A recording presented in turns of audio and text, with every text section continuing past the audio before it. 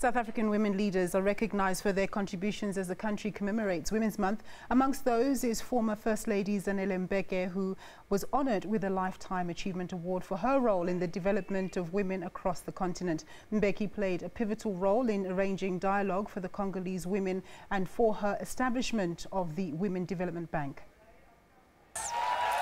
Women from all sectors gathered to celebrate their achievements. As the Standard Bank Top Women marks its 15 years anniversary, the institution partnered with many organizations, both in public and private sector. And there were continued calls to women across the continent to work together.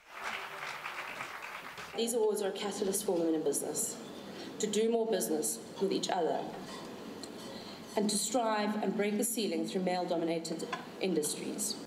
We should motivate those coming up behind to not be afraid, to be loud and proud enough to tell our story. The highlight, the announcement of the Top Women Lifetime Achievement Award. Zanele Mbeki, often media shy, but tirelessly works behind the scenes with organizations such as the South African Women in Dialogue.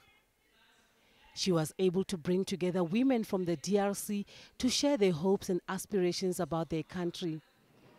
While exiled in Nigeria, she also looked after young South Africans who fled the country during 1976 student uprisings.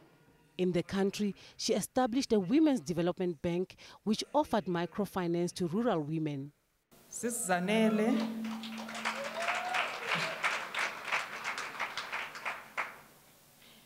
you stand as a distinguished inspiration to millions of women and men across the country, exemplifying what it means to be a top woman through your profound commitment to gender equality and empowerment.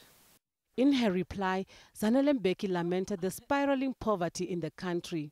The reason we wanted to address empowerment of the poorest women in rural areas is because these are the women who reproduced the labor force, which worked the mines with no support from the very cheap labor that these women reproduce at no cost to the mining companies.